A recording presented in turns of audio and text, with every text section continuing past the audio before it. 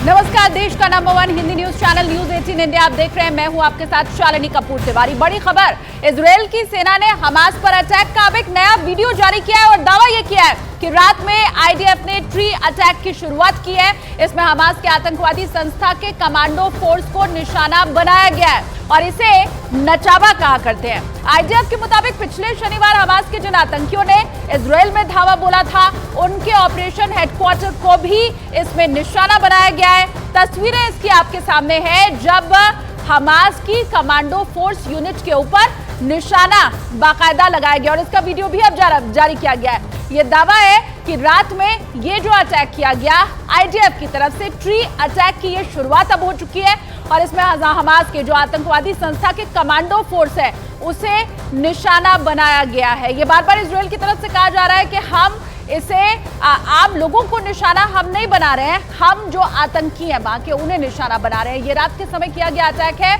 और इसमें हमास का जो ऑपरेशन हेडक्वार्टर रहा है, उसे निशाना बनाया गया है।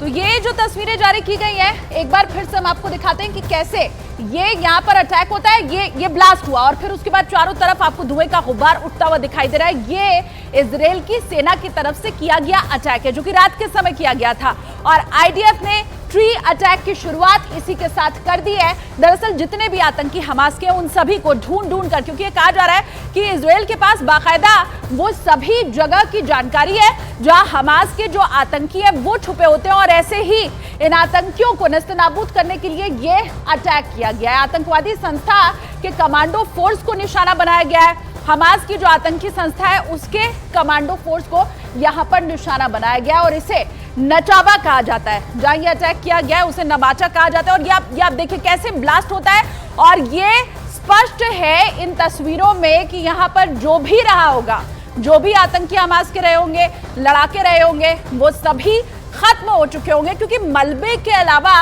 यहां पर अब और कुछ भी बचा हुआ दिखाई दे नहीं रहा है इन तस्वीरों में।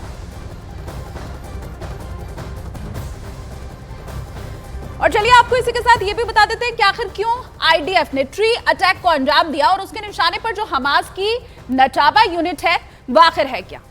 देखिए, हमास का वो एलीट फोर्स यूनिट है जिसके लिए आतंकियों का चुनाव खुद हमास के बड़े नेता किया करते हैं। ठीक ये किसी भी तरह की आर्मी की स्पेशल ऑपरेशन यूनिट की तरह काम करती है, या फिर आप कह लीजिए स्पेशल ऑपरेशन यूनिट ये होती है जो कि आतंकियों के विशेष मिशन को अंजाम देने और इसके लिए उनकी खास ट्रेनिंग की जाती है। यानी किसी भी आर्मी के कमांडो की ही तरह इन आतंकियों को भी बाकायदा तैयार किया जाता है। यह हमास की वो यूनिट है जिसे एंटी टैंक और रॉकेट फायर करने की पूरी तरह से ट्रेनिंग दी जाती है और इसीलिए यह हमास की सबसे ताकतवर और सबसे घातक यूनिट मानी जाती है। हमास की नचावा यूनिट को सुरंग में छिपकर रहने और सुरंग के रास्ते हमलों को अंजाम देने में बड़ी महारत हासिल होती है और यही वजह है कि इजराइल जब गाजा पर हमला करता है तो ऐसी ही सुरंगों को निशाना बनाया जाता है जहां इनके सबसे ताकतवर यूनिट के छिपे होने की आशंका है। नवाचा यूनिट के जो कमांडो होते हैं वो किसी भी कमांडो फोर्स की ही तरह खुद को छिपाकर और घात लगाकर हमले को अंजाम देने के लिए बड़े पहले से ट्रेंड किए गए होते हैं।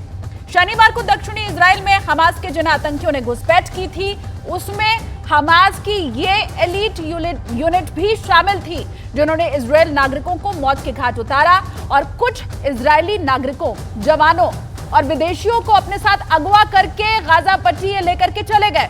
इसके अलावा इसी यूनिट के लड़ाकों के ऊपर आरोप यह है कि इन्होंने इजरायल के नागरिकों के साथ हैवानियत को अंजाम दिया।